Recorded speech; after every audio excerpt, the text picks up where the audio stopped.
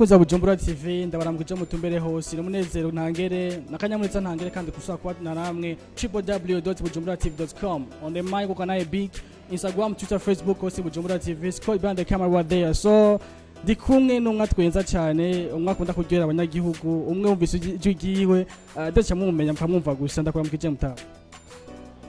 bwa mbere vuze mutama ni Giswahili mutama ni Giswahili gisigura amahonda cyangwa amasaka sinzi rero ko baze kunyita ko ndi mutama sinzi dukore gute navuze mutama umushinga ntahe watuye umutama kintu cyatugora babizi ko twe tuze make oya si ico hari gihe cyo gusanga washatse kuvuga intama umutama nawe ni nakubwiye ko ari ibintu bibiri hariho intama ya yindi urayibona hakaba n'amasaka cyangwa amahonda urumva byo byose sinzi ico washatse kuvuga mugace uvuga umushinga ndahe n'umuntu wimvuga kuri w'injyamunyu je nanje umunyu ndawujya ariko yambaye yonda yakiriye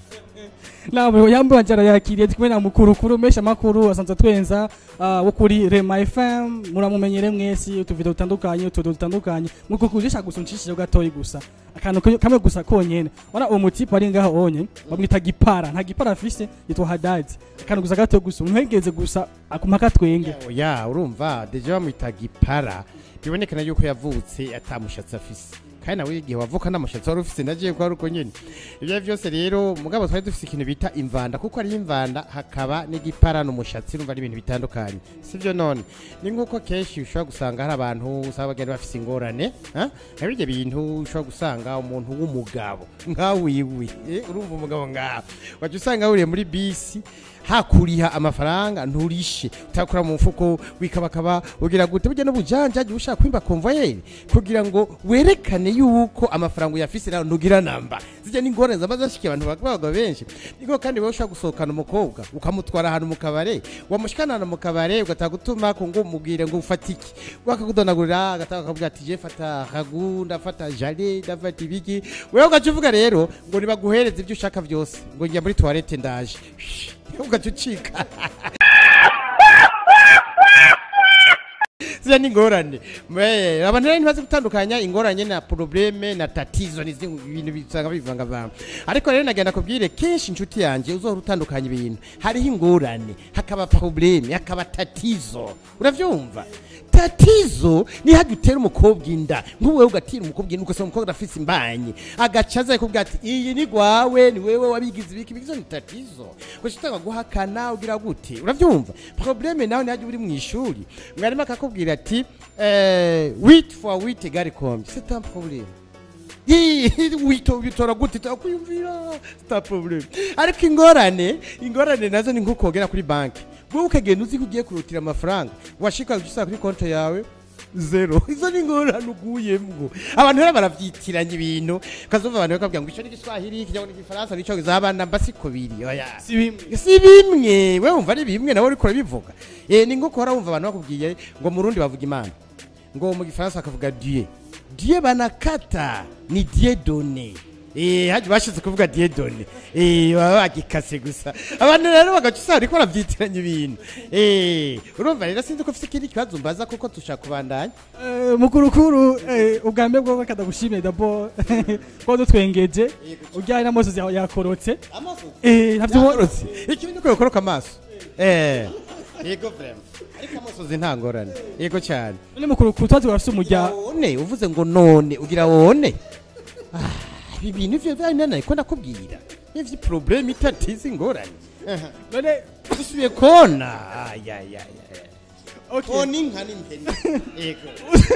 usanzwe ufise umuryango reka ndayafise je yego none nogira umuryango gusa abana ntibohe marekareka bohera bopfira mu nzu mve wa muhungu bashe bandanya umugore umufasha ni organisation kuya ntakibaruzi kandi we aho bandanya umufasha iyo akaba utarafise umufasha washaka gutoza hagati ya DJ FANNY afise inyuma ni heza cyane yego cyane na Nelly NATT wotorande muri abo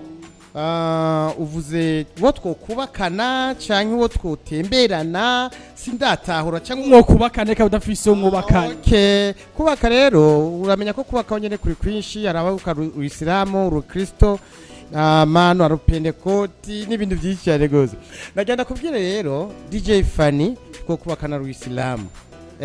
mugabo nati Nelly Nadia ko kubaka rukristo ego cyane kubera urumva bose barakenewesha umva Fanny umwe utora umwe gusa na ntora umwe notora Fanny kubera ko hajya inyuma wone wabona nawe uvesha reka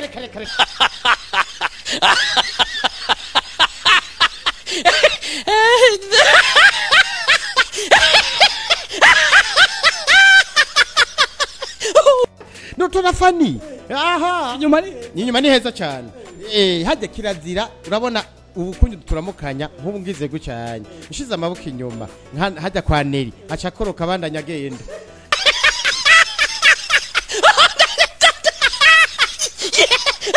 ariko kwa Fanny anafikia kudodana chishiki uri dodana agaca ba bloki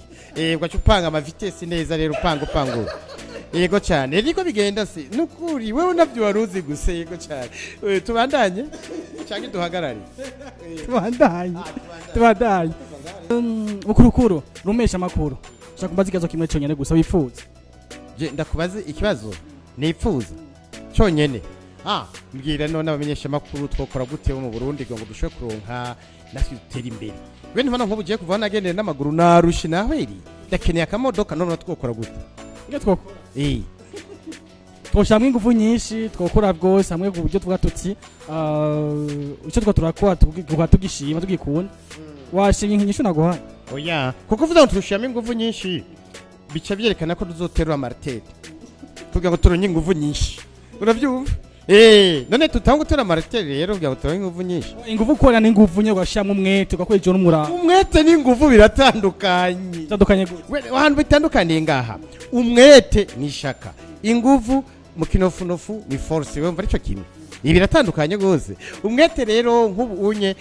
uhanye n'umuntu aguma atembera mu ibarabara agenda ujya muntu abafise umwete ngujya muntu usanga ava muri katolika akaja gusema mu Islamu akaja gusema mu Adventiste mu Pentecote udafise umwete ariko ujya umuntu uzosanga muri viere ko arasunika imodoka ujya afise ingufu wabitahuye voilà